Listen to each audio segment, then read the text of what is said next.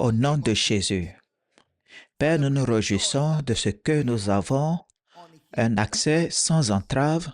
Il n'y a pas de restriction par rapport à toi. Et merci de ce que tu nous entends même avant que nous ayons prié. Alors nous recevons des réponses, la connaissance révélée et nous recevons tous nos besoins comblés au nom de Jésus. Nous décrétons que ta parole sort avec clarté et sort avec précision. Nous réprimandons tout ce qui est contraire à la paix de Dieu et nous déclarons que les corps malades sont guéris au nom de Jésus. Merci Seigneur de ce que ta parole sort avec clarté. Nous sommes édifiés, bâtis, équipés. Les mentalités sont corrigées, les pensées sont corrigées. Nous renversons les imaginations et nous amenons toute pensée captive à l'obéissance de Christ au nom de Jésus. La révélation de la parole de Dieu grandit dans ce culte jusqu'à ce que plus rien n'importe. Nous te donnons louange pour la prière exaucée au nom précieux de Jésus. Et chaque croyant dit un puissant Amen. Gloire! Levez la main droite au ciel et relâchons notre foi ensemble alors que nous disons ces mots. Je suis né de Dieu. Je suis né de la parole. La parole de Dieu est ma nature. Je ne peine pas à mettre en pratique la parole. Je mets en pratique la parole naturellement. Alors aujourd'hui, je comprendrai la parole de sa grâce. Je serai édifié. À la fin de ce culte, je ne serai plus le même. Plus jamais le même. Au nom de Jésus, et chaque croyant dit un puissant Amen. Gloire! Sommes-nous enthousiastes d'étudier, de communier les uns avec les autres? Allez vers 2, 3, 4, 5 personnes, dites-leur, tu seras béni parce que je suis venu. Saluez quelqu'un très bien et dites-lui, tu seras béni parce que je suis venu. Gloire à Dieu. Tu seras béni parce que je suis venu. Oh, gloire, gloire, gloire. Gloire, gloire, gloire. Gloire, gloire, gloire. Gloire, gloire, gloire. Gloire, gloire, gloire. Donnez à Dieu la plus grande célébration dans ce culte. Gloire à Dieu. Amen. Prenez votre écriture, votre Bible, veuillez vous asseoir avec votre être intelligent. Très bien, nous poursuivons notre enseignement sur vivre et profiter du meilleur des deux mondes. 1 Timothée 4, verset 7 repousse les contes profanes et absurdes et exhorte la piété. Verset suivant, car l'exercice corporel est utile à peu de choses, tandis que la piété est utile à tout, ayant la promesse de la vie présente et de celle qui est à venir. Ayant la promesse de la vie présente et de celle qui est à venir. L'exercice corporel est utile à peu de choses, c'est insignifiant. D'accord? Mais la piété est utile à tout, ayant la promesse de cette vie présente et de celle qui est à venir. Et nous avons commencé à considérer le fait qu'en tant qu'enfant de Dieu, vous avez été bénis de toutes sortes de bénédictions spirituelles, ou encore mieux, vous avez été bénis à les bénédictions de l'Esprit.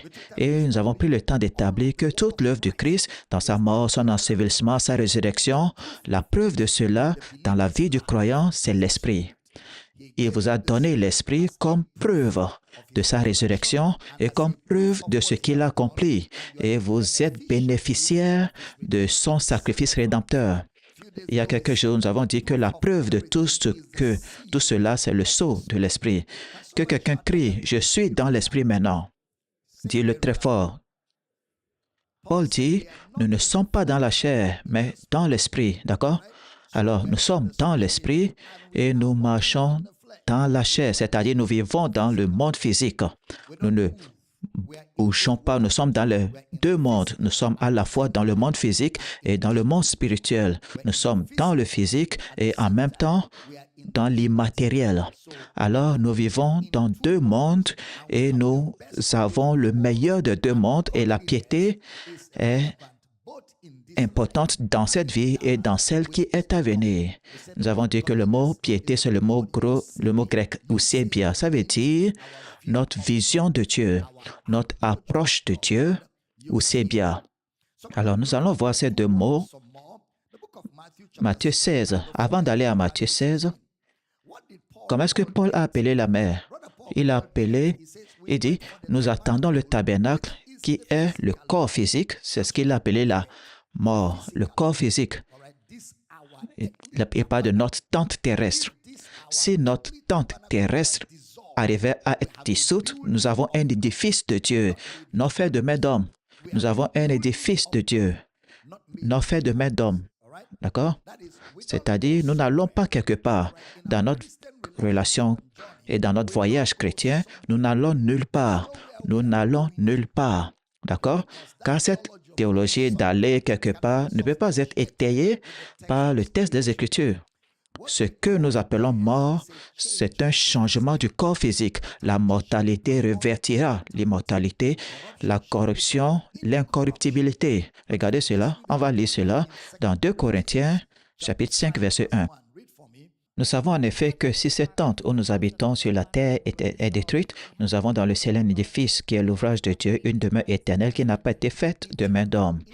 Elle est éternelle. Verset 2. Aussi nous gémissons dans cette tente, désirant revêtir notre domicile céleste. Nous voulons revêtir. Ça veut dire que cette maison est comme un vêtement, être revêtu de notre domicile céleste. Si du moins nous sommes trouvés vêtus et non pas nus. Car tandis que nous sommes dans cette tente, nous gémissons accablés parce que nous voulons non pas nous dépouiller, mais nous revêtir, afin que ce qui est mortel soit englouti par la vie, afin que ce qui est mortel soit englouti, ce corps soit englouti par la vie qui est en nous. D'accord? Alors nous n'allons nulle part. Nous serons dans le même lieu où nous sommes. Et le croyant reste là où il est en Christ. Matthieu 16, mais avant d'y arriver, mais il dit, nous viendrons à lui et nous ferons notre demeure chez lui. Il n'a pas dit que nous irons. Jean 14, verset 23, Jésus lui répondit, si quelqu'un m'aime, il gardera ma parole et mon Père l'aimera. Nous viendrons à lui et nous ferons notre demeure chez lui. Nous viendrons à lui. Nous ferons notre demeure chez lui. Il n'a pas dit qu'il va venir vers nous. Il dit nous, mon Père et moi, nous viendrons à lui. Si vous lisez Jean 14, plusieurs fois Jésus a dit, je viendrai à vous. Lorsque je m'en vais, je viendrai à vous. Et il dit, mon Père et moi, nous viendrons à lui et nous ferons notre demeure ou notre résidence chez lui. Il n'y a pas de théologie où nous allons quelque part. La théologie biblique, c'est que Dieu et Jésus viennent à nous. Ils viennent à nous. Ils feront notre demeure chez nous. Si quelqu'un dit, je vis en toi et tu veux aller le rencontrer, est-ce que tu n'as pas besoin de soins médicaux? Quelqu'un dit, je vis en toi et toi, tu envisages aller le rencontrer. Il y a quelque chose qui cloche avec toi, n'est-ce pas? Il dit, je vivrai en vous, je marcherai en vous, je serai votre Dieu, vous serez mes fils et mes filles. Nous avons lu cela dans Corinthiens. Je vivrai en vous. Je vivrai en vous. Quelqu'un dit, je vis en toi, et toi tu veux aller le rencontrer, c'est que tu ne réfléchis pas bien. Soit tu es incrédule, ou alors tu es tout simplement ignorant. C'est pourquoi Paul a dit, grand est le mystère de la piété. Nous admettons cette réalité dans la piété. Nous reconnaissons cette réalité, c'est-à-dire le Père demeure en nous dans la piété. Voici notre confession commune. Dieu s'est manifesté où? En chair. C'est ça, notre confession commune, sans contredit.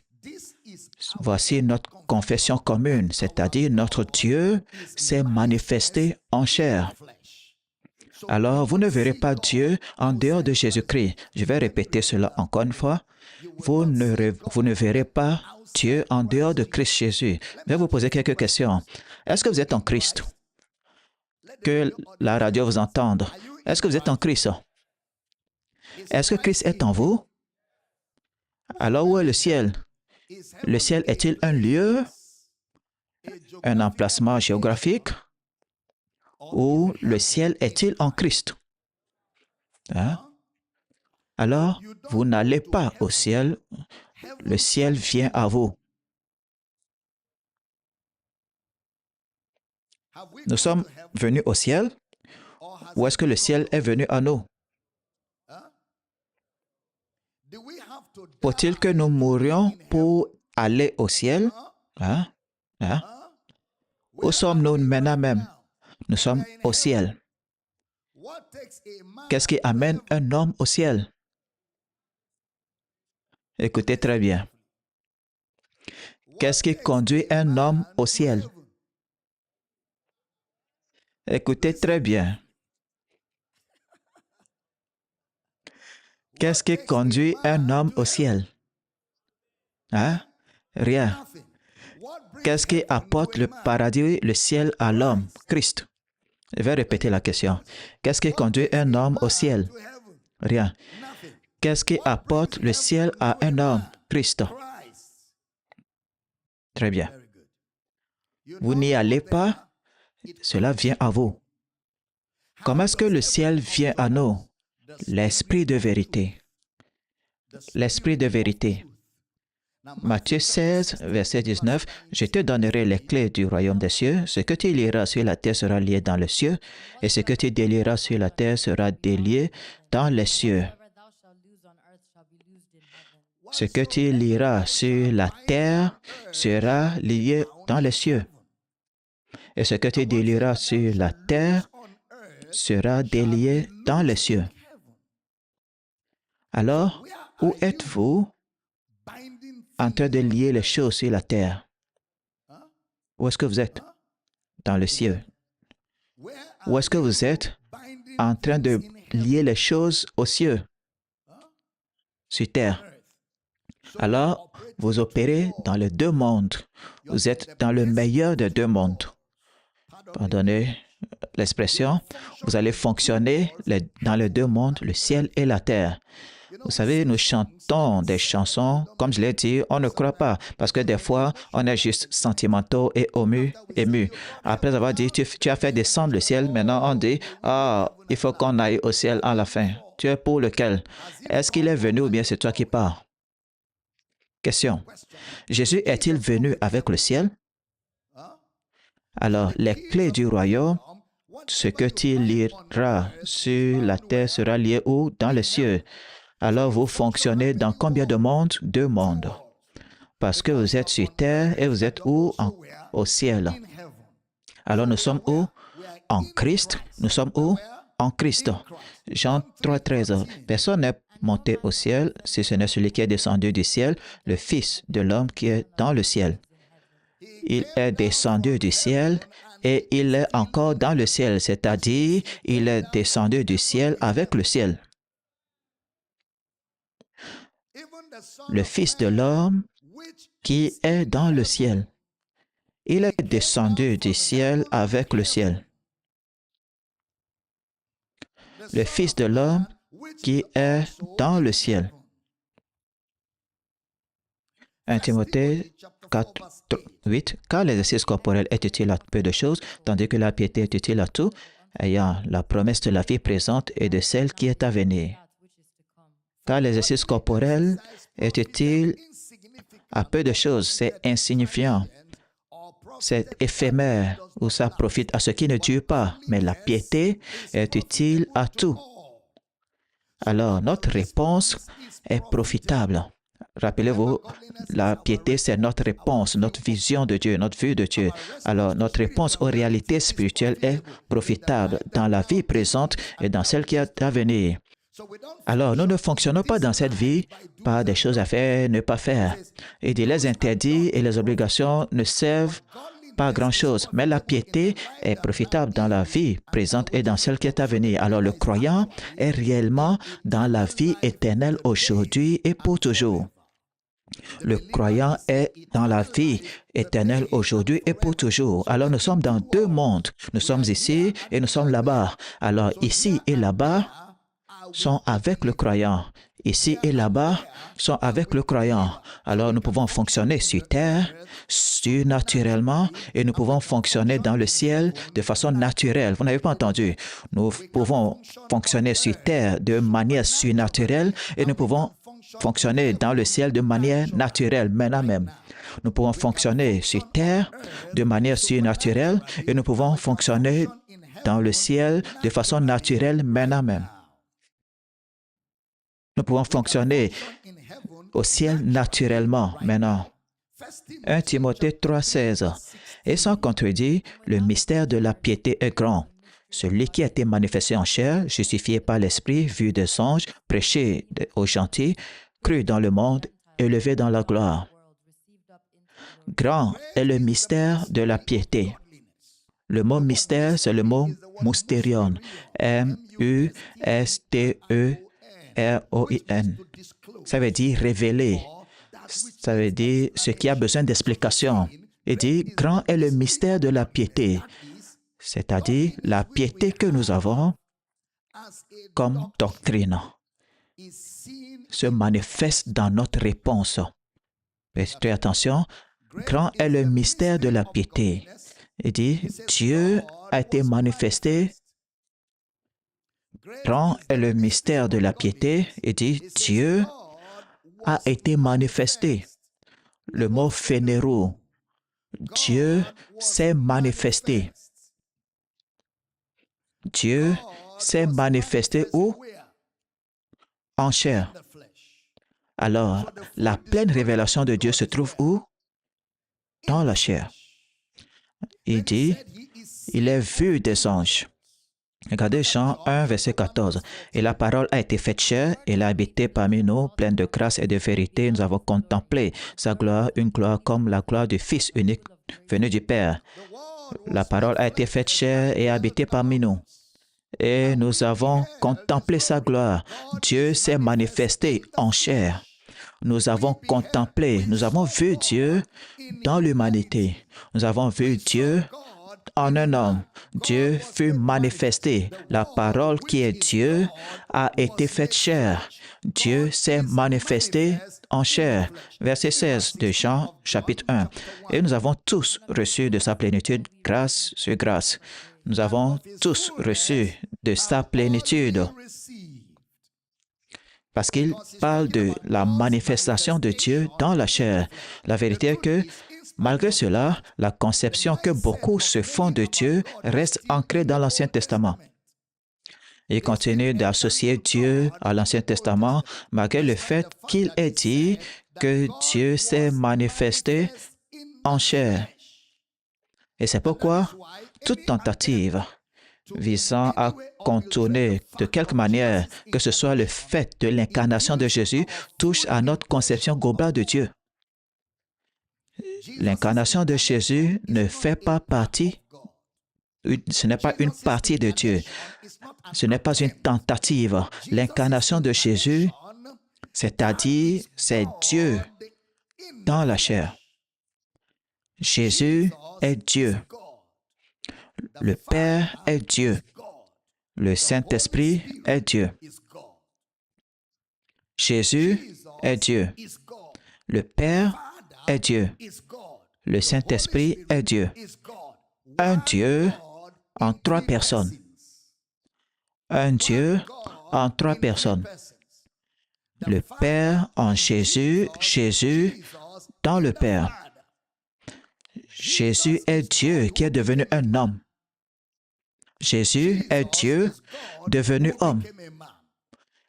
Mais il y a un Père en Dieu. Jésus est Dieu qui est devenu homme. Ce qui semble rendre la Trinité un peu compliquée, c'est que Dieu soit devenu un homme. Le fait que Dieu est devenu un homme, c'est là où le mystère doit être compris. Alors Dieu est devenu homme, le Fils de Dieu. Le Fils de Dieu n'est pas l'enfant de Dieu. Le Fils de Dieu, c'est la descente de la divinité dans l'humanité. Lorsque Dieu est descendu en homme, l'union de Dieu et l'homme dans un corps est appelée Fils de Dieu. C'est pourquoi la Bible dit à tous les êtres humains qui ont reçu la déité, la combinaison de la déité de cet homme, il leur a donné le pouvoir de devenir enfants de Dieu. Alors, Fils de Dieu est une fusion de la divinité et de l'humanité. Alors, Jésus est Dieu manifesté en l'homme. Jésus est Dieu manifesté en l'homme. Et vous ne devez jamais oublier cela. Le concept de la Trinité est le concept de la rédemption. La Trinité est devenue une nécessité avec la chute de l'homme, car Dieu devait alors devenir un homme pour libérer l'homme du péché par des moyens légaux. Et la légalité de la rédemption réside dans le fait que Dieu est devenu un homme. L'homme a péché, l'homme est mort pour libérer l'homme du péché. Alors, Jésus est Dieu qui est devenu homme. Alors, le Père est Dieu, le Fils est Dieu, le Saint-Esprit est Dieu, trois, un, et aucun n'opère sans l'autre. Jésus est 100% homme comme n'étant pas Dieu et 100% Dieu comme n'étant pas homme. Le Tentropos. C'est pourquoi Jésus a dit, le Père en moi, c'est lui qui accomplit les œuvres. Les œuvres que je fais, le Père qui demeure en moi, c'est lui qui fait les œuvres. Alors, fonctionnellement, Dieu, trois fonctions. Dieu comme Père, Dieu comme Fils, qui est l'homme qui est mort, et Dieu comme Saint-Esprit, qui est à la fois Père et Fils dans le croyant par l'Esprit. Est-ce que j'enseigne? L'une des façons les plus simples d'expliquer cela, c'est que je suis votre pasteur, je suis le père de Jael, Jemima et Jessie, et je suis le mari de Rachel. Je suis encore moi. Lorsque je suis avec Rachel, je suis son mari. Lorsque je suis avec Jemima, Jesmiel et Jael, je suis père. Lorsque je me tiens devant vous à l'église, je suis votre pasteur. Je suis toujours Abel, qui fonctionne dans trois offices différents. Dieu, le Père, Dieu, le Fils, Dieu, le Saint-Esprit. Un seul Dieu qui agit de trois manières différentes pour le but de la rédemption. Si c'est clair, puis avoir un puissant Amen. Une autre façon d'expliquer cela, c'est que le soleil, vous voyez la lumière du soleil, la grande boule du soleil jaillit la lumière, et de cette luminosité vient la chaleur. Alors d'un soleil, vous avez la luminosité, la lumière, vous avez la chaleur. Alors Dieu, le Père, est le soleil, Dieu le Fils est la lumière et le Saint-Esprit la chaleur, tous issus du même soleil. Un seul Dieu qui fonctionne sous trois formes différentes. Le Père comme n'étant pas Fils et le Fils comme n'étant pas le Père, mais le Père comme Père, le Fils comme Fils, le Saint-Esprit comme Saint-Esprit, mais ensemble qui fonctionnent comme n'occupant pas différentes fonctions. Est-ce que c'est clair? Si c'est clair, je peux avoir un bon Amen. Jean 1, 18. Personne n'a jamais vu Dieu. Le Fils unique qui est dans le sein du Père est celui qui l'a fait connaître. Personne n'a jamais vu Dieu. Le mot « il a fait connaître » veut dire « il l'a expliqué ». Personne n'a jamais vu Dieu. Le Fils unique qui est dans le sein du Père, le mot saint, c'est le mot grec kolpos, K-O-L-P-O-S, le Fils qui est dans le kolpos, il a expliqué. Kolpos veut dire, ils sont tellement proches qu'on les voit ensemble. Si nous acceptons l'incarnation de Jésus comme Dieu en chair, alors nous devons accepter que le Père était en Christ. Le Père était en Christ. Et nous acceptons le fait que Dieu était en Christ, réconciliant le monde avec lui-même. Nous acceptons cela comme une vérité. Alors nous devons aussi accepter Dieu dans la nouvelle création. Si nous acceptons le Père en Dieu, alors nous devons accepter Dieu dans la nouvelle création, car ces faits sont ensemble. Vous êtes juste comme ces Juifs à qui Jésus a dit, « Mon Père et moi, nous sommes un. » Et ils ont pris des pierres, ils ont dit, « Tu es fou. » Ou bien il a dit, le Père demeure en moi. Et ils ont dit, tu es fou? C'est ça, dans votre pensée, vous pensez à cela. Comment est-ce que quelqu'un que j'ai cru derrière ou au-delà ou derrière les nuages, Dieu derrière les nuages, au-delà des nuages, plus haut, plus haut, plus haut, plus haut, plus haut, chaque jour. Aïe. Les gens de l'église peuvent chanter, hein? Plus haut, chaque jour. Mon Dieu va plus haut. Il va plus haut jusqu'où? Jusqu'à Mars ou bien c'est Jupiter? Et vous voyez les gens chanter, transpirer et être transportés par l'émotion. Ce n'est pas par l'esprit, hein? Par l'esprit.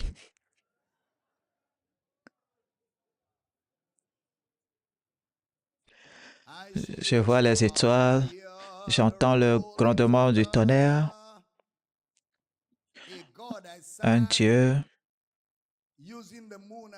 que je chante utilisant la lune, les étoiles pour le dépeindre comme l'une de ses idoles. Et un homme apparaît et dit, mon Père et moi, nous sommes un.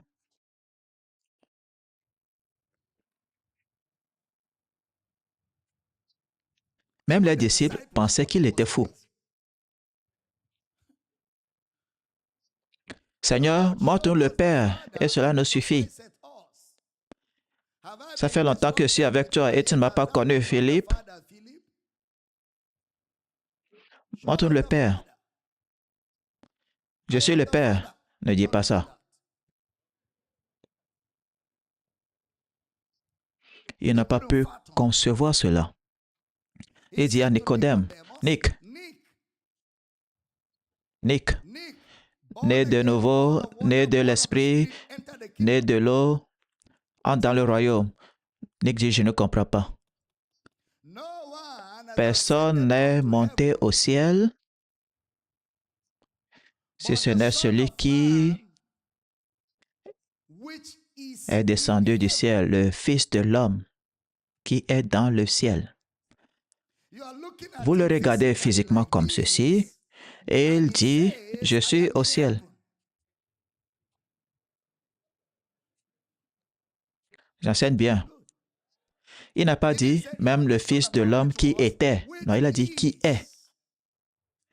Jean 3, 13. On va lire ensemble. Personne n'est monté au ciel si ce n'est celui qui est descendu du ciel, le Fils de l'homme qui est dans le ciel.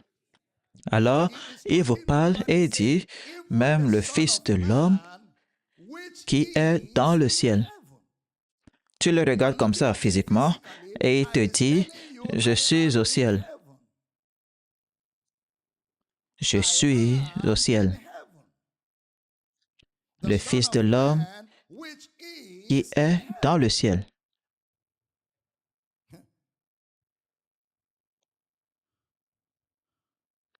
Jean 3, verset 13 encore. Personne n'est monté au ciel. Alors, personne n'y va. Nous ne montons pas, nous n'y allons pas. Il a fait descendre le ciel parmi nous. Il a fait descendre le ciel. Quelqu'un dit, ce que Jésus disait, c'est qu'il était dans deux lieux. Et quand il parlait, il était là. Quand il disait le Fils de l'homme qui est dans le ciel, c'est-à-dire alors qu'il parlait, il était dans le ciel là-bas en train de parler. Il était dans le ciel en train de parler. Prêtez attention. Autrement dit, ni Jésus ni ses disciples n'ont enseigné que le ciel est une réalité future. Ni Jésus ni ses disciples n'ont enseigné le ciel comme une réalité future. Le ciel n'a jamais été présenté dans la Bible comme une réalité future. Le ciel n'a jamais été présenté dans la Bible comme une réalité future. Jean 3, 3. Jésus lui répondit, en vérité, je te le dis, si un homme ne naît de nouveau, il ne peut voir le royaume de Dieu. Il ne peut voir le royaume de Dieu. Jean 3, verset 5. Jésus répondit, en vérité, je te le dis, si un homme ne naît d'eau et d'esprit, il ne peut entrer dans le royaume de Dieu. Si un homme ne naît d'eau et d'esprit, il ne peut entrer dans le royaume de Dieu. Ça veut dire, une fois qu'un homme naît d'eau, c'est-à-dire de l'esprit, dès que ça arrive, cet homme entre dans le ciel. Il entre. Dès que vous naissez de nouveau, vous entrez au ciel. Le ciel devient votre réalité. Le ciel devient votre réalité maintenant. Alors, quand vous naissez de l'Esprit de Dieu, vous entrez dans le royaume de Dieu. Dis avec moi, très fort, je suis maintenant même dans le royaume de Dieu. Encore une fois, je suis dans le royaume de Dieu maintenant. Alors, le ciel n'a jamais été une promesse pour les croyants. Le ciel n'a jamais été une promesse pour les croyants. Car le ciel est une réalité pour le croyant. Ce qui est votre réalité ne peut pas être votre promesse. Le ciel est la réalité du croyant maintenant. J'ai écrit un livre à ce sujet, la réalité du croyant maintenant. J'ai un livre comme ça. Le ciel, la réalité du croyant maintenant. Alors, le ciel n'a jamais été une promesse. Il n'y a pas un tel enseignement dans la Bible. Le ciel n'a jamais été une promesse pour les croyants. Luc 10, 20. Cependant, ne vous réjouissez pas de ce que les esprits vous sont soumis, mais réjouissez-vous de ce que vos noms sont écrits dans les cieux. Vos noms sont écrits où? Réjouissez-vous de ce que vos noms sont écrits dans les cieux. Cela n'a jamais été une réalité future. Il n'a pas dit réjouissez-vous de ce que vos noms seront écrits. Il a dit réjouissez-vous de ce que vos noms sont écrits. Jésus, par exemple, nous a dit, lorsqu'il était sur terre, le Père était en lui et le Père agissait en lui. Et il a dit cela constamment. Alors, quand il parlait d'aller vers le Père, il ne parlait pas de la présence. Je vais vers mon Père, ce n'est pas une présence. Il parlait d'une activité. Une activité. Je vais préparer une place pour vous et lorsque j'aurai préparé la place, je reviendrai vers vous et je vous prendrai avec moi afin que là où je suis, vous y soyez aussi. Et aujourd'hui, vous êtes là où il est. Vous n'irez pas là où il est, vous êtes là où il est maintenant. Alors, tout comme à la croix, il a dit, « Mon Dieu, pourquoi m'as-tu abandonné? » Ensuite, il dit, « Entre tes mains, je remets mon esprit. » Vous suivez? « Mon Dieu, pourquoi m'as-tu abandonné? » Ensuite, il dit, « Je remets mon esprit en tes mains. » Alors, quand Jésus était sur terre, où était le Père? En lui. Alors, quand Jésus est ressuscité d'entre les morts, où est-ce qu'il nous a dit que le Père serait? Le Père serait en nous. Alors, pouvons-nous appeler le ciel un lieu immatériel? Répondez-moi, les gens de la radio entendent votre voix. Est-ce que c'est un monde immatériel ou bien une planète quelque part? Encore, le ciel est-il un monde immatériel ou une planète où nous irons? Est-ce que vous êtes dans ce monde immatériel maintenant ou vous y arriverez un de ces quatre? Gloire à Dieu. Je dis gloire à Dieu. Je dis gloire à Dieu. Maintenant, est-ce que le ciel peut être un monde spirituel plutôt qu'un autre lieu? Hein? Est-ce que le ciel est un monde spirituel plutôt qu'un autre lieu? Oui. Encore. Pouvons-nous dire que le ciel est un monde non matériel plutôt qu'une autre planète hors de la terre? Hein? Parce que lorsque Jésus est venu, il a dit, Le royaume de Dieu est où? Il dit, le royaume est arrivé. Quand il dit le royaume est proche, ce qui veut dire, c'est que le royaume de Dieu est arrivé. D'accord? Luc 17, 20. Les pharisiens lui demandaient à Jésus quand viendra le royaume de Dieu. Il répondit, le royaume de Dieu ne vient pas de manière à frapper le regard. Attendez, on va lire le verset suivant. Les pharisiens et les sadducéens cherchaient le royaume. Quand viendra le royaume? Quand viendra le ciel? Jésus dit, ce n'est pas une planète. Vous ne pouvez pas voir le royaume avec les yeux physiques. Ce n'est pas un lieu dans le ciel ou un lieu en dehors du ciel ou un lieu dans l'espace. Le royaume ne vient pas de manière à frapper les regards. Luc 17, verset 21. On ne dira point, il est ici ou il est là, car voici le royaume de Dieu est au milieu de vous. Car voici, le ciel est au milieu de vous. Le ciel est au milieu de vous. Ce n'est pas dans un lieu quelque part.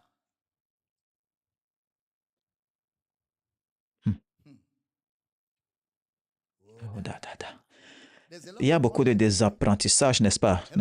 Il y a beaucoup de renversement de l'intelligence, n'est-ce pas? C'est très important, car la religion nous a enseigné des bêtises. Cela veut dire donc que lorsque Jésus prêchait, où était le royaume des cieux? Sur terre. Quand il prêchait, où était-il? Il était dans le royaume des cieux sur terre. Alors, quand Jésus prêchait dans les 4 évangiles, le ciel était-il sur terre? Oui. Alors, nous disons que le ciel est un monde immatériel. Pouvons-nous aussi dire que le ciel est ici même sur terre? Hein? Bien. Je vous ai dit de chercher là où la Bible enseigne que lorsqu'un croyant meurt, il va au ciel. Vous n'en trouverez nulle part. Mais pouvons-nous dire que la terre et le ciel sont opposés? Pouvons-nous dire que la terre et le ciel sont opposés? Même si le ciel est sur terre, pouvons-nous dire qu'ils sont opposés? La terre matérielle, le ciel immatériel. Alors, ce sera donc faux de penser que le ciel est ailleurs. Dès que vous commencez à penser que le ciel est ailleurs, cela le rend matériel. Dès que vous commencez à penser que le ciel est ailleurs, cela le rend matériel. Cela veut dire que vous irez là-bas. Mais il n'y a pas d'enseignement biblique qui dise que nous irons au ciel. Plutôt, il dit qu'il nous a ressuscités ensemble, ravivés ensemble, nous a fait asseoir ensemble au ciel. Et ce ciel, c'est le ciel du Christ. Ce ciel, c'est le ciel du Christ. Ce ciel est en Christ. Je ne vais pas aller dans un ciel qui n'appartient pas à Christ. Alors, si le ciel et la terre sont opposés, et la raison pour laquelle ils sont opposés, c'est que la terre est matérielle et le ciel immatériel, réduire le ciel à un lieu où l'on se rend revient à le matérialiser.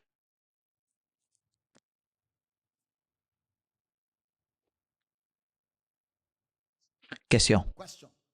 Gloire à Dieu. Est-ce que vous apprenez?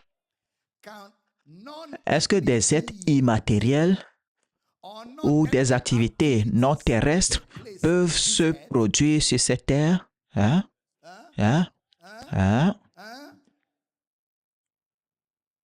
Mais nous l'appellerons sur la terre parce que il faut que ce soit matériel pour que cela soit appelé sur terre. Alors, des activités immatérielles peuvent avoir lieu sur terre. Et si des activités immatérielles peuvent avoir lieu sur terre, alors ça signifie que le ciel est sur terre. Question. La vie éternelle est-elle matérielle ou immatérielle? Quand est-ce que cela est arrivé dans votre cœur? Où? Où est-ce que vous avez entendu l'Évangile? Sur terre. Où est-ce que vous avez cru à l'évangile sur terre? Où est-ce que le salut vous a-t-il été apporté sur terre? Le salut est-il matériel ou immatériel? Quand il est immatériel, est-ce que c'est terre ou bien c'est ciel? Alors, au moment du salut, ce qui a été mis dans votre cœur, c'est quoi? L'immatériel. Alors, nous avons le ciel où? Sur terre. Je pense que c'était encore du mal. Même si je vous montre la Bible, votre pensée fait la religion. Laissez-le tranquille.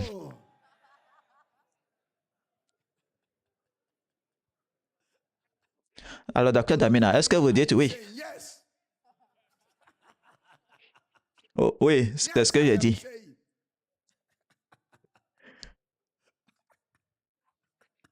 Oui, c'est ce que j'ai dit. Qui va là-bas? C'est qui là-bas? Oui.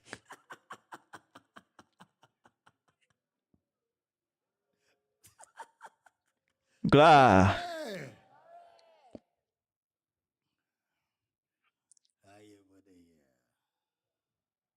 Je vais vous poser une question.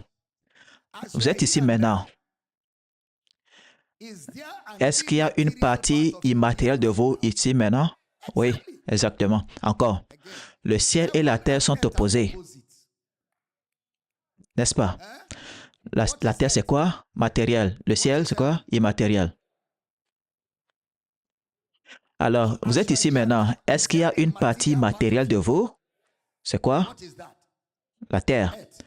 Est-ce qu'il y a une partie immatérielle de vous maintenant même? C'est quoi? Qu'est-ce qui a rendu cette partie immatérielle active? C'est quoi? Le Saint-Esprit. Le Saint-Esprit. L'incroyant ne l'a pas, il est mort.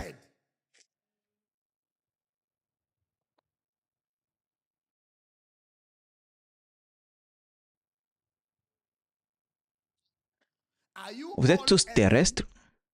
Est-ce que tout de vous est terrestre? Vous êtes tout entier terrestre? Oui ou non? Ah. Est-ce que tout votre être est terrestre?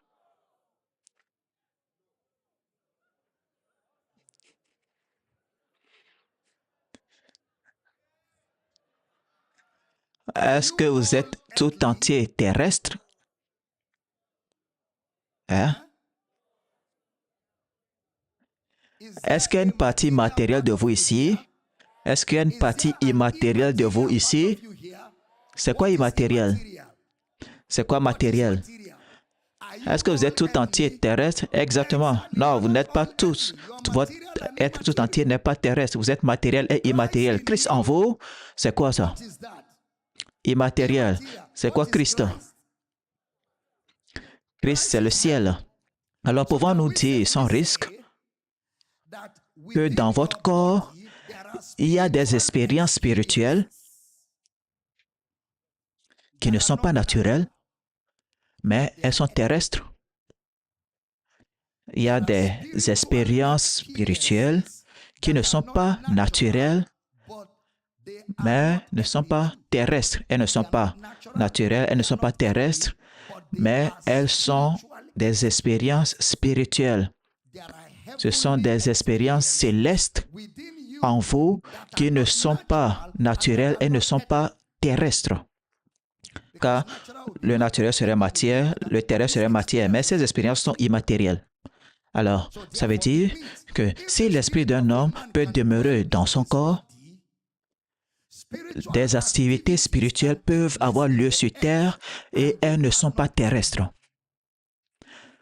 Des activités spirituelles peuvent avoir lieu sur terre et elles ne sont pas terrestres. Alors, cela veut dire que le ciel peut être sur terre. Le ciel peut être sur terre. Je sais que le défi que vous avez, c'est que vous voulez aller au ciel. Vous voulez y aller.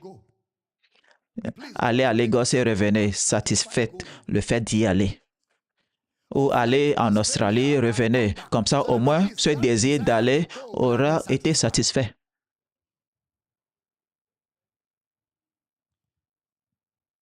Et si vous ne pouvez pas y aller, très bientôt vous irez.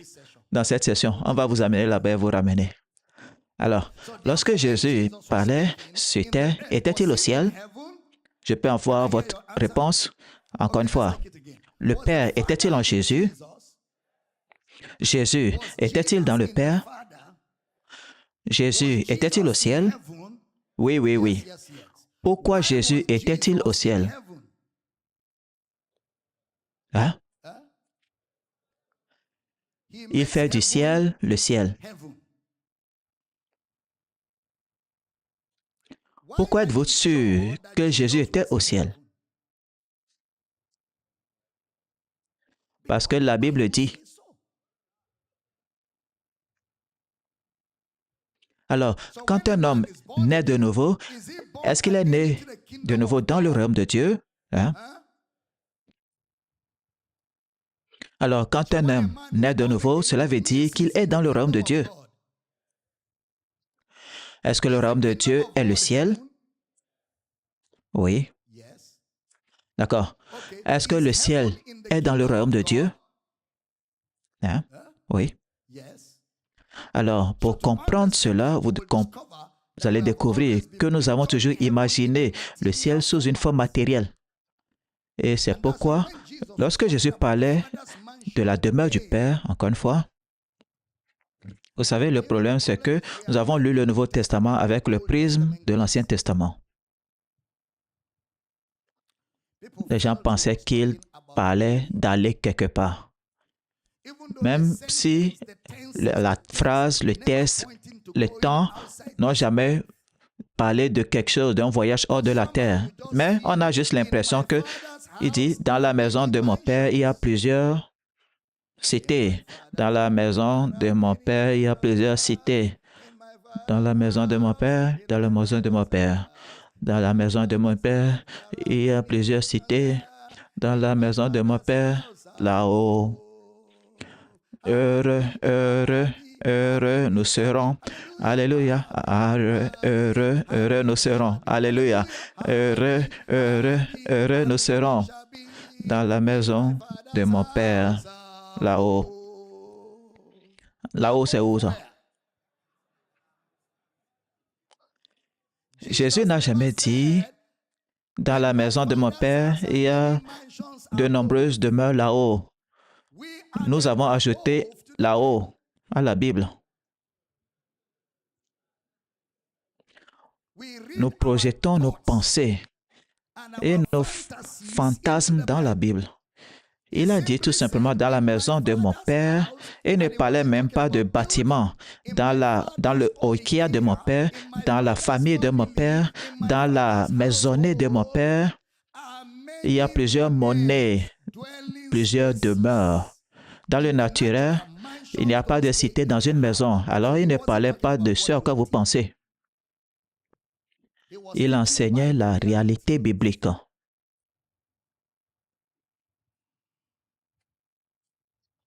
C'est dans votre pensée. Et lorsque vous voyez le ciel, quand vous lisez le ciel dans la Bible, vous imaginez forcément un endroit où il faut mourir pour aller. Parce que dans votre pensée, vous pensez ceci. Là, je dois aller quelque part. Alors quelqu'un dit, Dr. Damina, vous croyez au ciel? Pourquoi pas? C'est partout dans la Bible. Mais ce n'est pas le ciel dans la voûte. Nous croyons tous au ciel. Mais la seule chose que je fais ici, c'est vous aider à identifier son emplacement. D'accord? Vous aider à identifier quoi? Son emplacement et la réalité de cela aujourd'hui, qu'il s'agit d'une réalité présente et non d'une réalité future. Bien. Jésus dit, dans la famille de mon Père, et notre pensée est aller vers une autre planète parce que nous n'aimons pas la Terre.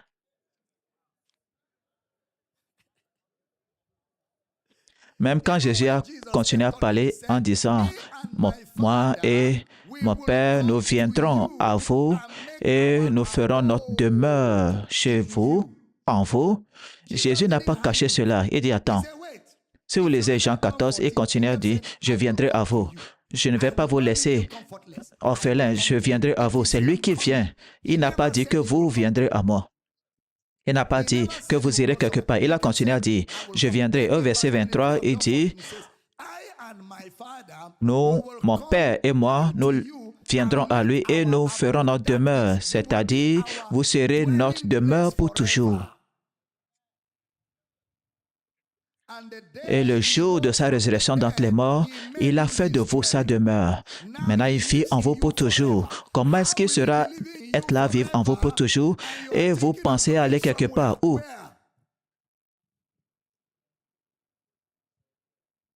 C'est là. Un bon enseignement.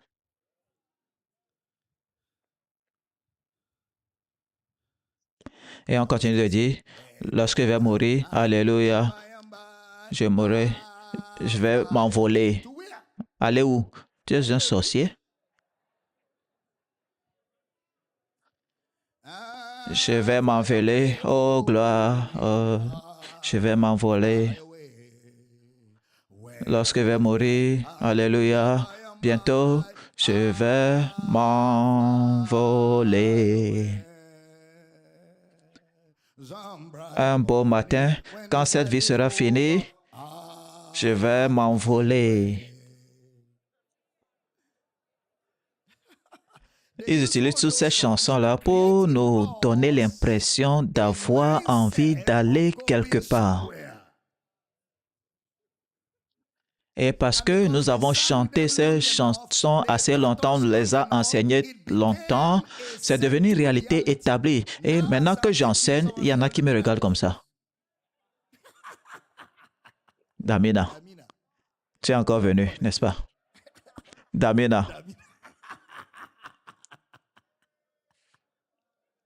Ne vous en faites pas. Après un moment, vous allez tellement m'aimer, vous allez me remercier, me donner de l'argent. Vous allez me remercier et me donner de l'argent.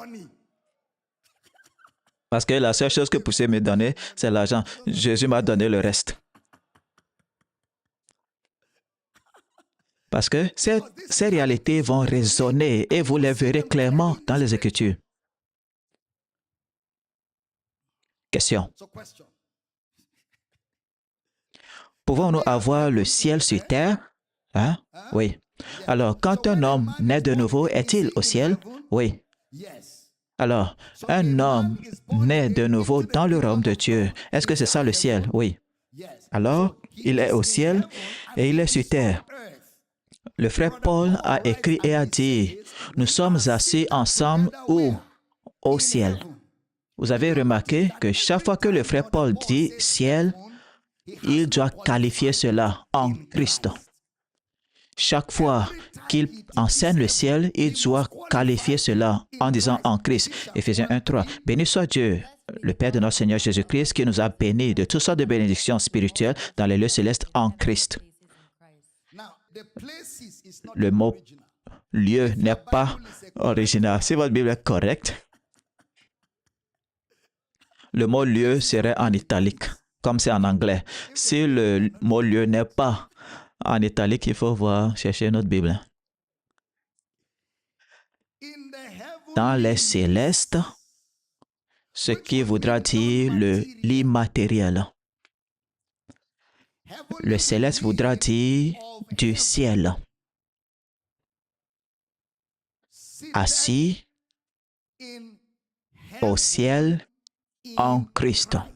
Regardez la même chose qu'il a appliquée, Éphésiens 2, 5 et 6. Nous qui étions morts par nos offenses, nous a rendus à la vie avec Christ. C'est par grâce que vous avez été sauvés. Et il nous a ressuscités ensemble et nous a fait asseoir ensemble dans les lieux célestes en Jésus-Christ. Vous voyez cela encore? Dans les célestes, le mot lieu, ce n'est pas dans l'original. Dans les célestes, en Christ. Remarquez là où il met le mot Christ. Au ciel, en Christ. Il n'a pas dit en Christ, au ciel. Lorsqu'il dit au ciel en Christ, ça veut dire qu'il ne parle pas d'un lieu, il parle de la personne, d'une personne. S'il avait dit en Christ au ciel, ça veut dire que c'est une position. C'est bon. Jésus est au ciel maintenant. Nous nous identifions à lui. Nous sommes assis dans les cieux célestes. Dans les cieux. Question. Où sommes-nous censés situer le ciel? Où? En Christ. Éphésiens encore 2, verset 6. On y va tous ensemble.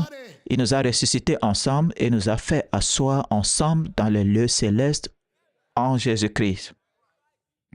Il nous a ressuscités ensemble. Si je dis cela, dites c'est bon, dites positif. Il nous a ressuscités ensemble, il nous a fait asseoir ensemble, positif, dans le céleste. Alors, qui nous a ressuscités? Qui nous a fait asseoir? Alors, vous ne pouvez pas aller au paradis. Mais quand vous recevez Christ, Christ apporte le paradis ou vous ouvre le paradis. Il nous a fait asseoir, il nous a ressuscités, il nous a ravivés. Nous ne sommes pas allés là-bas. Personne n'y va. Personne n'y va, ne va au ciel. Ma prière pour toi, c'est que tu ailles au ciel. C'est une fraude. Personne ne va. C'est Christ qui fait du ciel notre réalité. Il nous a fait asseoir. Ceci est très important dans le monde religieux. La religion organisée ne saura quoi faire avec. S'il avait dit en Christ, au ciel, ce sera une question de position, comme je l'ai dit. Mais question, le ciel est-il en Christ? Hein? Est-ce que le ciel biblique est en Christ? On va établir ça, d'accord? Quel ciel? Le ciel biblique. Est-ce que le ciel biblique est en Christ? Et êtes-vous en Christ? Alors, êtes-vous au ciel? Le ciel où? En Christ. Christ où? Sur terre. Le ciel en Christ sur terre. Maintenant, écoutez, quel est le point commun entre le ciel et la terre? Faites attention, le ciel en Christ. Observez ce qui est formé à partir de la terre. Le premier Adam, c'était son corps. Son corps a été formé à partir de la terre. Alors quand il dit, tu es poussière et tu retourneras la poussière, il parlait de son corps. Alors quand vous lisez 1 Corinthiens 15, il parle de la résurrection physique. Chaque fois qu'il mentionne premier Adam, dernier Adam, il parlait de la résurrection du corps. Ne l'utilisez à aucune autre fin.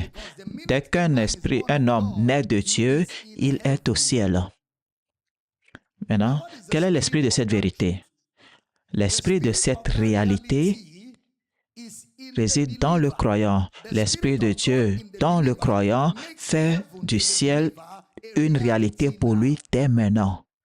L'Esprit de Dieu dans le croyant fait du ciel une réalité dès maintenant pour le croyant. En d'autres termes, la réalité de tout ce que Jésus a dit sera retrouvée dans l'Esprit. La réalité de tout ce que Jésus a dit se trouve dans l'Esprit. Quelle est la réalité du ciel? La tangibilité du ciel réside dans l'Esprit. La tangibilité du ciel se trouve dans l'Esprit. La réalité du ciel se trouve dans l'Esprit. Quelqu'un dit, ça veut dire quoi de ne pas être un naufragé ou un rejeté? Ça, c'est un sujet différent. C'est différent. Ce n'est pas le salut. Lorsque vous lisez la Bible et dit, je soumets mon corps afin qu'après avoir prêché aux autres, je ne sois pas rejeté. Il parle de ministère. Rejeté de la récompense. Ce n'est pas rejeté du ciel. Vous y êtes déjà. Vous ne pourrez pas être rejeté. Tout comme un homme ne peut pas retourner dans le sein de sa mère et sortir un babouin. Une fois au paradis, vous êtes au paradis. Rejeté dans 1 Corinthiens 9 parle de la récompense du service rendu. Il y a des gens dont les motivations ne sont pas bonnes. Ils servent Dieu, mais leurs motivations ne sont pas sincères. Au jour du jugement pour le ministère, ils vont perdre leur récompense. C'est ça ce que ça veut dire rejeter. Mais ils seront toujours au ciel, là où ils sont déjà. Regardez, lorsque vous lisez la Bible, vous devez savoir la différence entre salut, ministère et croissance spirituelle. Ce sont des concepts différents. Ce sont des concepts différents. Vous êtes déjà sauvé. C'est pour cela que vous faites le ministère. Vous êtes déjà sauvé. C'est pourquoi vous grandissez spirituellement. Le salut est un état permanent. Une fois sauvé, vous êtes sauvé. Et quelqu'un m'a dit, mais Paul a parlé de ceux qui sont sauvés, seront sauvés et sont en train de sauver, seront sauvés. J'ai enseigné cela dans quel sotéria? Sotéria 3. Vous êtes sauvés.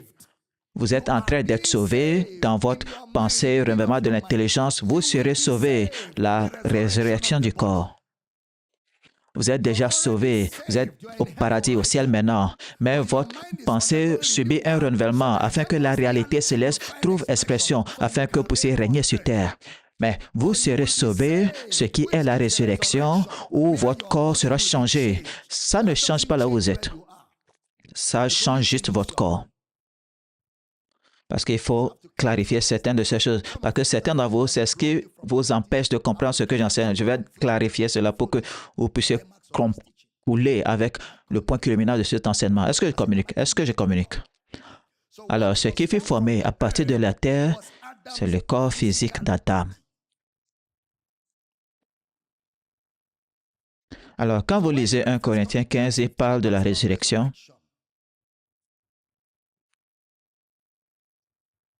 Alors, la tangibilité du ciel se trouve dans l'esprit et il n'y a rien d'autre en dehors de l'esprit appelé ciel. Chérie, tu as entendu cela? Il n'y a rien d'autre en dehors de l'esprit appelé ciel. La réalité du ciel réside dans l'esprit. Euphorenios, c'est une réalité spirituelle. Tout au ciel est dans l'esprit. En fait, nous définissons le ciel en termes spirituels ou dans l'esprit. Nous définissons le ciel dans l'esprit. Alors, en Jésus-Christ, le ciel est descendu et a commencé à habiter dans les hommes. En Jésus-Christ, le ciel est descendu et a commencé à habiter dans les hommes.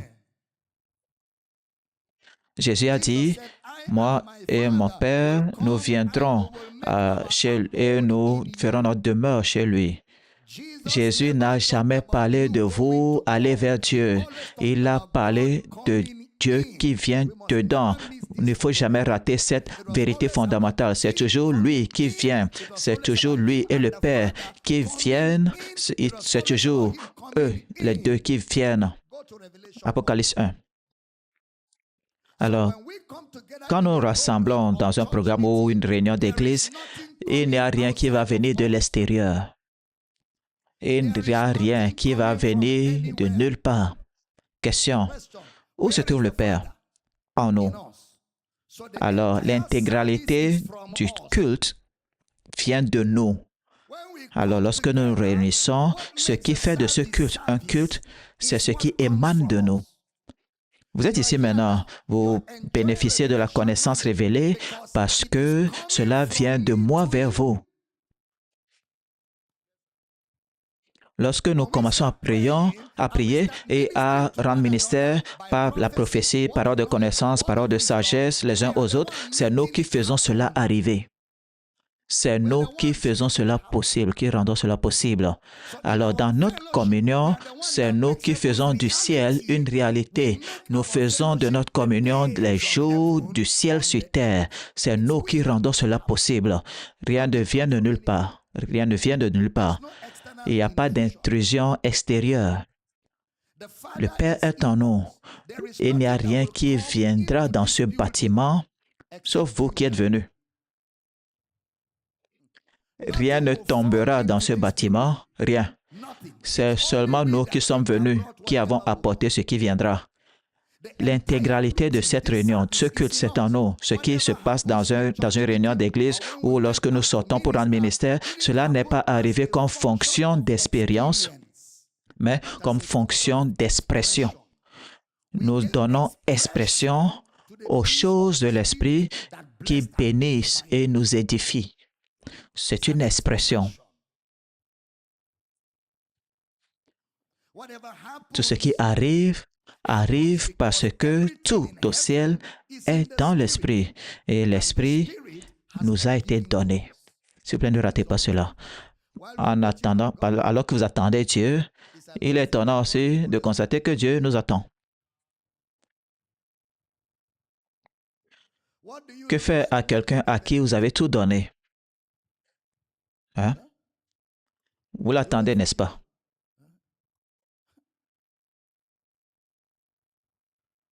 Qu'est-ce que vous faites à quelqu'un à qui vous avez tout donné ou vous êtes même donné à cette personne? Vous l'attendez.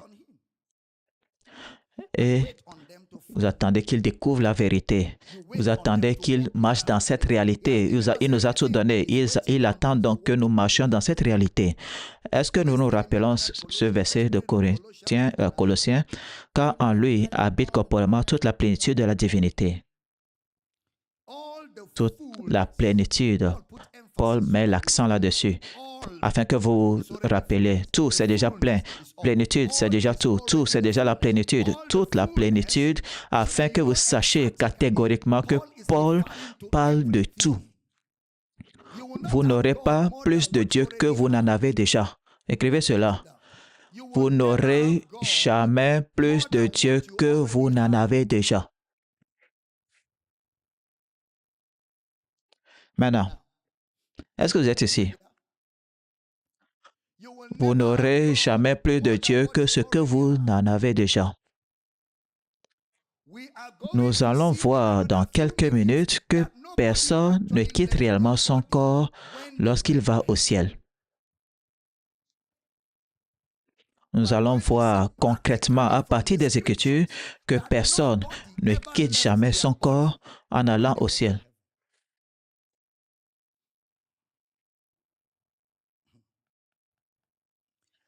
Chaque expérience vécue par les gens, même lors de leur rencontre avec Jésus, c'était dans leur corps.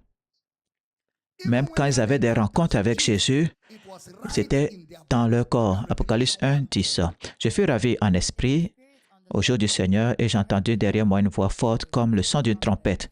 Je fus ravi en esprit. Après avoir chanté, le ciel est descendu et la gloire a rempli mon âme. Maintenant, il dit, je vais aller au ciel. Quelque chose cloche. Notez, je fus, le mot je fus. Je fus. Le mot je fus, c'est le mot grec ginomai, G-I-N-O-M-A-I. Ça veut dire je suis entré, je suis apparu. Chaque fois qu'on utilise le mot ginomai, c'est un acte de votre propre volonté. C'est un acte de votre volonté. Je fus ravi en esprit, comme s'il n'était jamais dans l'esprit. Cela veut dire tout simplement que Jean avait fait quelque chose qui a amené la réalité spirituelle dans une activité. Jean a fait quelque chose qui a amené la réalité spirituelle dans une activité. Ça veut dire être trouvé dans ce qu'on appelle l'esprit dépend de votre propre action. La version anglaise dit « j'étais dans l'esprit », un acte de votre volonté. Regardez ceci. Et il dit « et j'entendis et je vis derrière moi ». Question. Est-ce qu'il a quitté son corps quand il disait cela? Non. Dès que votre esprit quitte votre corps, c'est quoi? C'est la mort. Alors, tous ces personnes, tous ces gens-là qui sont allés au ciel et ont conduit des Range Rover.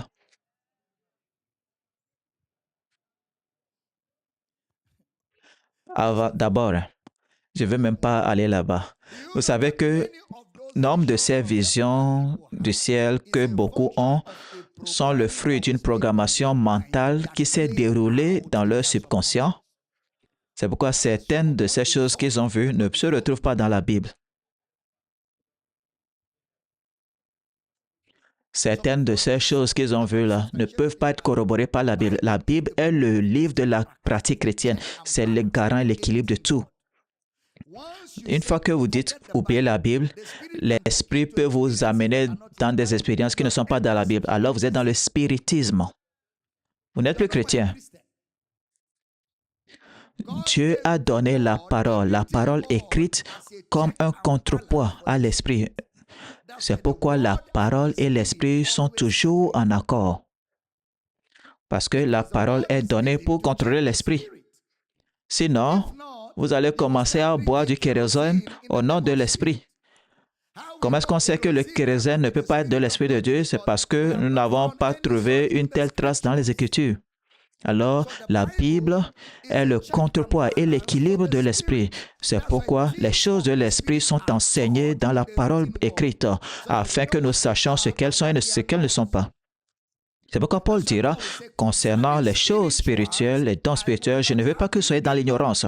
Cela veut dire que je vais vous enseigner ce qu'il faut attendre, ce à quoi il faut s'attendre sur le plan spirituel et ce à quoi il ne faut pas s'attendre. Ça veut dire donc que les choses spirituelles sont enseignées dans la parole écrite. Alors si quelqu'un voit des choses de l'esprit qui ne peuvent pas être corroborées par la Bible, soit c'est du vaudisme, s'il y a quelque chose comme ça, ou c'est du spiritisme, ou bien de la sorcellerie. Si c'est de l'esprit, cela sera en accord avec la parole écrite de Dieu. J'enseigne. Alors, dès que votre esprit quitte votre corps, vous êtes mort. Alors, tous ces gens qui sont allés revenus, la plupart de leurs rencontres se sont déroulées dans leur corps, à l'exception de celles qui sont mortes. Et, chérie, vous savez, toutes ces personnes qui sont mortes dans la Bible sont revenues sans rien dire.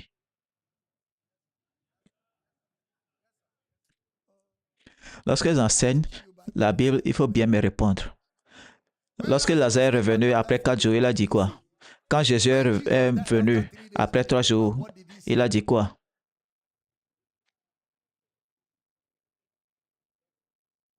Tous sont revenus sans rien dire. Jésus est ressuscité des morts après 3 jours et il n'a rien dit. La seule chose qu'il a dite après la résurrection, c'est qu'il a donné des dons aux hommes, apôtres, prophètes, pour le perfectionnement des saints, en vue de l'œuvre du ministère. Et quand Paul rapporte cela, il dit Christ est mort selon les Écritures. Il a été enseveli, il est ressuscité selon les Écritures. Ça veut dire que tout ce que Christ dira au sujet de sa mort, résurrection, ensevelissement, c'est ce qui est déjà écrit et il n'y a rien de nouveau. C'est pourquoi quand il s'est levé, il a dit il n'y a rien de nouveau. Au lieu de cela, il a fait des études bibliques. Commençant par Moïse, dans toutes les Écritures, il leur a expliqué les choses qui le concernent. Il n'a rien ajouté de nouveau. Car une fois que vous mourrez hors de ce corps, il n'y a plus rien. Vous savez pourquoi il n'y a rien? La seule chose qu'il y a après la mort, c'est que vous continuez à faire ce que vous faisiez vivant, parce que vous n'êtes allé nulle part.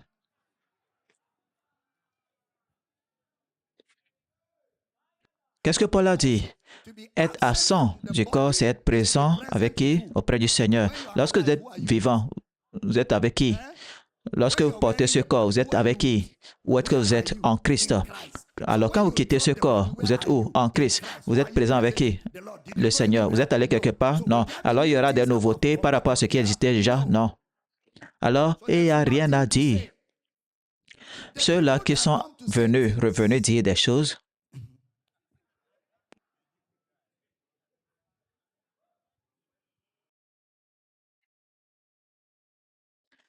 ils enseignent. Hein? Maintenant, la question est celle-ci. Comment ils ont pu avoir ces rencontres sans quitter le corps? Ces gens-là qui ont eu des expériences, comment ils ont eu ces rencontres sans quitter leur corps? Vous savez que ce que les gens enseignent aujourd'hui dans le Nouveau Testament sur le ciel, surtout dans le livre d'Apocalypse, hein, et tout ce que Jean a vu, il était où? Dans son corps. Il n'est jamais mort et est allé au ciel et revenu. Tous ceux qui sont morts, comme je l'ai dit dans les 4 évangiles, aux Hébreux, aux Épîtres, ils ne sont pas venus nous raconter des histoires. Ce que vous n'avez pas vu dans votre corps,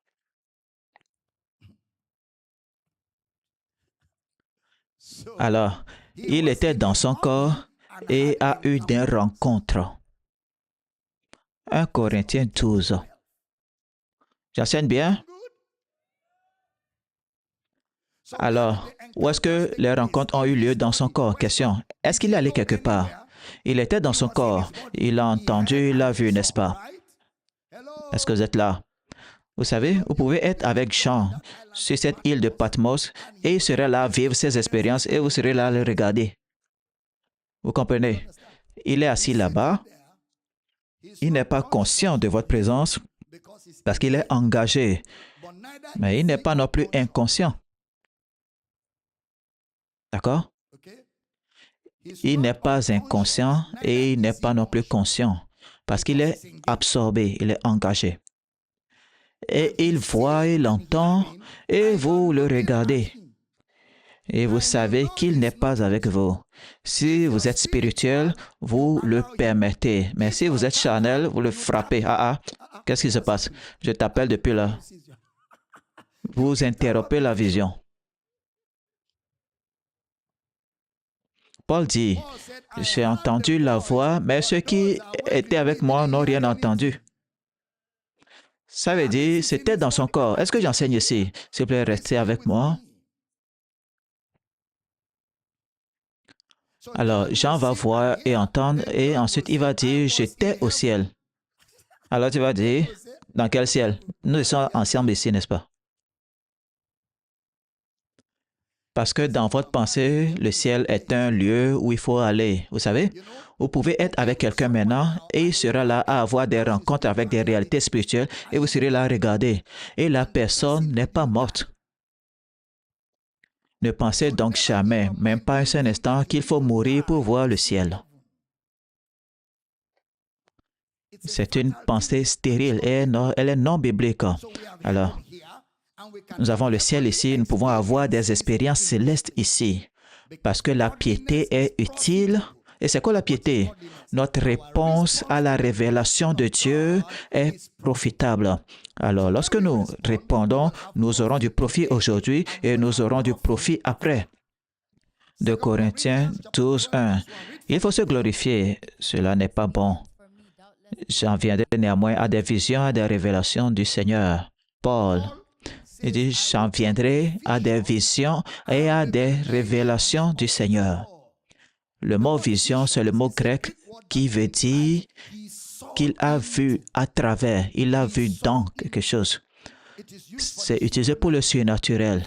La vision, c'est-à-dire, il y aura une apparition à voir et des révélations du Seigneur. Le mot révélation, c'est le mot apocalypsis. En d'autres termes, ce qu'il dit, c'est que j'ai vu quelque chose qui m'apparaissait. Et Paul dit, regardez, 2 Corinthiens 12, 2, je connais un homme en Christ qui fut, il y a 14 ans, ravi jusqu'au troisième ciel. Si ce fut dans son corps, je ne sais. Si ce fut hors de son corps, je ne sais. Dieu le sait. Ravi jusqu'au troisième ciel. Verset 3. Et je sais que cet homme, si ce fut dans son corps ou sans son corps, je ne sais, Dieu le sait. Alors, c'est un peu dérangeant parce que comment est-ce que Paul va dire que c'est soit dans le corps ou dans le corps? Hors du corps, il ne peut le dire. Mais regardez le verset 4. Fut enlevé dans le paradis et qu'il entendit des paroles ineffables qui n'est pas permis à un homme d'exprimer. Il fut enlevé dans le paradis. Le mot enlevé, c'est une réponse en fait. C'est le mot grec harpazo, H-A-R-P-A-Z-O. Ça veut dire être saisi, être saisi. Être pris, être saisi. Je peux vous dire ceci, que Paul a dit ceci comme une comparaison, que ce soit dans le corps ou hors du corps, je ne le sais. C'est une expérience passée. Maintenant, je n'aurai pas le temps d'expliquer, mais c'est une expérience du passé qu'il rapportait. Mais il a dit, j'ai été enlevé ou j'ai été saisi ou j'ai saisi le paradis. Ça veut dire s'emparer de quelque chose. Alors, Paul n'a pas quitté son corps. Il était bien dans son corps, mais il a été saisi. Il a été saisi dans une réalité. Quelque chose lui est arrivé. Et tout ce qui lui est arrivé était là-bas dans son corps. Vous savez, Jésus, dans Matthieu 17, était avec Pierre, Jacques et Jean sur la montagne de la transfiguration, et soudainement, ils ont vu Élie et Moïse. Et ils étaient dans leur corps, n'est-ce pas? J'ai dit, ils étaient dans leur corps, n'est-ce pas? Alors, ils ont entendu une voix du ciel. D'où est-ce que le ciel, la voix est venue? De l'endroit même où ils étaient, là, exactement là où ils se trouvaient. Une voix du ciel. Alors, où était le ciel? C'était là-bas, sur terre.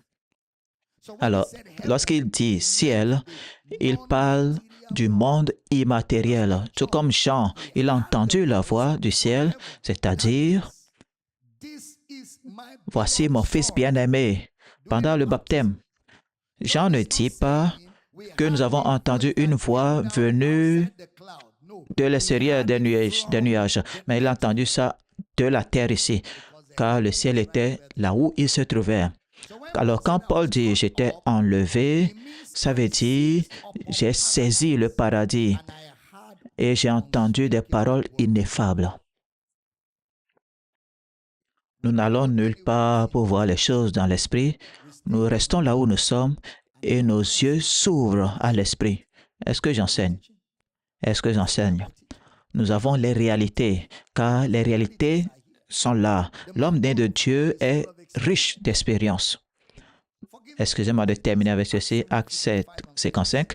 Mais Étienne, rempli de l'esprit et le regard fixé vers le ciel, vit la gloire de Dieu et Jésus debout à la droite de Dieu. Et il dit, voici, je vois les cieux ouverts et le Fils de l'homme debout à la droite de Dieu.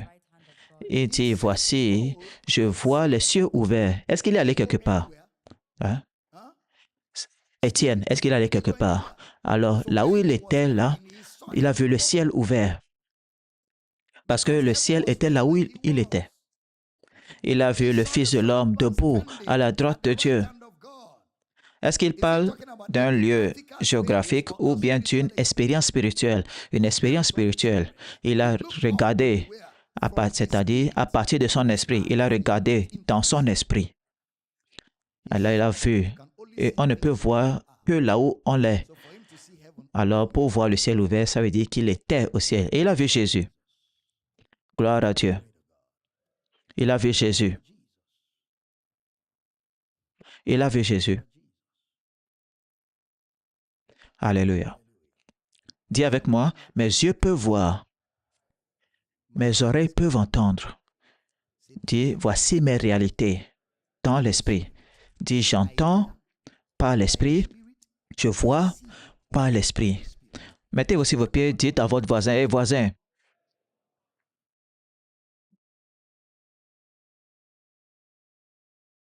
est-ce que nous grandissons? Dis à ton voisin, hé voisin, là où se trouve le Saint-Esprit, il y a des choses à voir et des choses à entendre. Dis, j'entends par l'Esprit, je vois par l'Esprit. Je n'ai pas entendu un bon amen. Dis-le encore, j'entends par l'Esprit, je vois par l'Esprit. Dis, voisin, maintenant même, tu es au ciel, sauvé, sécurisé en Jésus-Christ. Et chaque jour, ta pensée est renouvelée par les enseignements afin que tu puisses fonctionner dans ces réalités. Gloire à Dieu. Gloire à Dieu. Gloire à Dieu.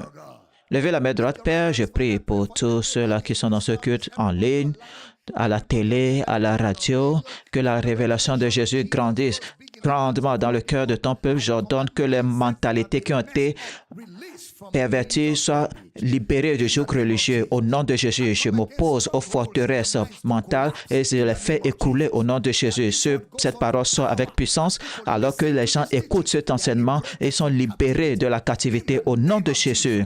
La vérité de l'Évangile libère les hommes, affranchit les hommes. Quiconque entend le son de ma voix et qui a été sous l'emprise de la religion, ce sort est brisé, ce sort est brisé, ce sort est brisé. Vos yeux s'ouvrent, votre pensée est libérée. Le Dieu de ce siècle, ton influence est brisée au nom de Jésus. La connaissance révélée, la connaissance révélée, la connaissance révélée. Balegego palagata shata blegeta ziba gala brodo sheke branda dozo pregideaba ebo hoko pregeda zaka pregele gembro hoto shege bregete zitende yege iba logoba di kembra dozo koble heke barodo. Au nom de Jésus, une grande grâce repose sur vous.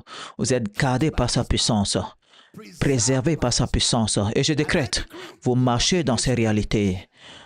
J'appelle les jours qui suivront aujourd'hui dans votre vie des jours de ciel sur terre, des expériences spirituelles, des expériences célestes, des activités célestes.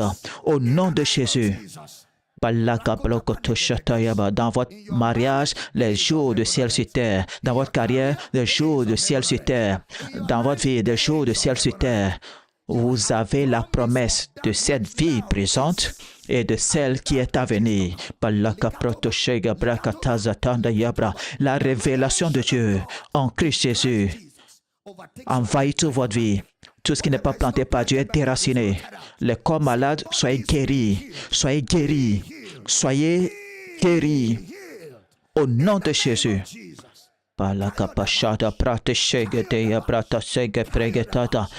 La justice, la paix, la joie dans le Saint-Esprit. Voilà le royaume de Dieu. Nous te louons. Nous te louons. Nous te louons. Dis à ton voisin et voisin, la justice, la paix, la joie dans le Saint-Esprit. Dis la joie dans le Saint-Esprit. Dis la joie dans le Saint-Esprit. Dis la joie dans le Saint-Esprit. Voici, voilà le royaume de Dieu. Alors nous pouvons amener le royaume de Dieu sur terre. Comment est-ce qu'on amène le royaume de Dieu sur terre? La joie dans le Saint-Esprit. Dans votre foyer. Dans votre foyer. Vous pouvez amener le ciel sur terre. Je commençais à être joyeux.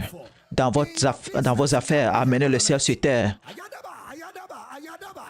Et quand le ciel descend sur terre, quand l'éternité envahit le temps, la matière n'a plus d'importance. À qui je parle dans ce bâtiment? Dis à ton voisin, hé voisin, quand l'éternité envahit la matière n'a plus d'importance. Si devant l'éternité, la maladie fond, l'opposition fond, les défis fondent, les impossibilités fondent.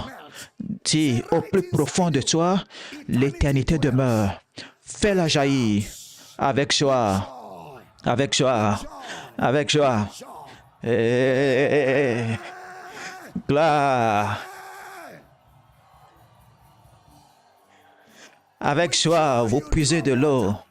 Avec joie, vous puisez de l'eau aux sources du salut. Vous réjouissez dans la gloire, vous réjouissez. Que les saints se réjouissent. Que les fidèles triomphent dans la gloire. La justice, la paix, la joie dans le Saint-Esprit. C'est quoi? C'est ça, les jours de ciel sur terre. Le chagrin vous renie la réalité du ciel. Vous avez entendu cela? La discorde, l'amertume vous renie la réalité du ciel.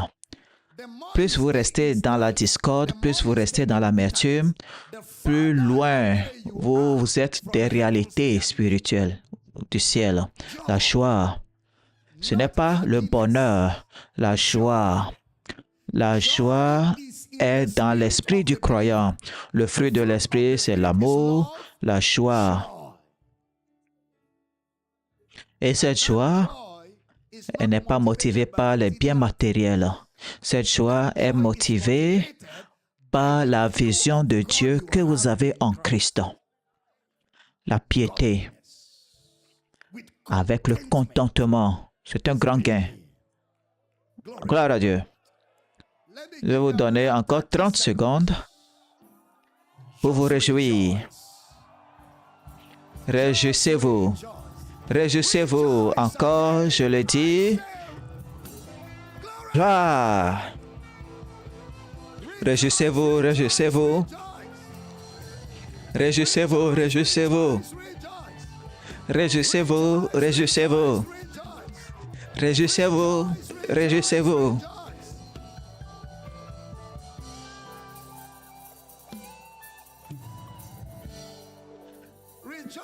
Ne vous réjouissez pas de ce que les démons vous soient soumis, mais réjouissez-vous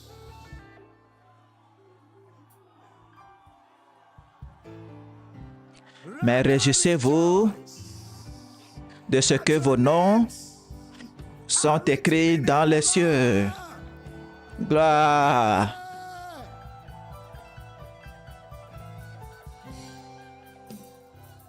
Ouh. Gloire à Dieu. Emportez cela chez vous, emportez cela sur votre lieu de travail. Réjouissez-vous et je le répète, réjouissez-vous. Récupérez votre offrande d'honneur, honorant la parole de Dieu.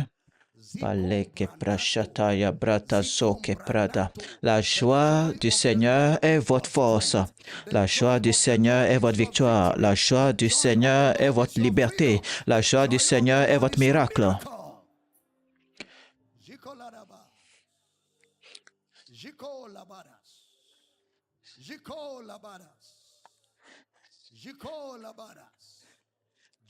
Jésus, tu as fait descendre le ciel. Gloire à Dieu. Prenez votre offrande. Vous avez les comptes dont les détails sont affichés à l'écran pour vos offrandes. Vous voulez soutenir ce que nous faisons dans le monde entier. Vous avez les comptes dont les détails sont affichés à l'écran pour vos offrandes, vos dons. Les comptes de Power City International sont affichés à l'écran pour envoyer les dons, les offrandes.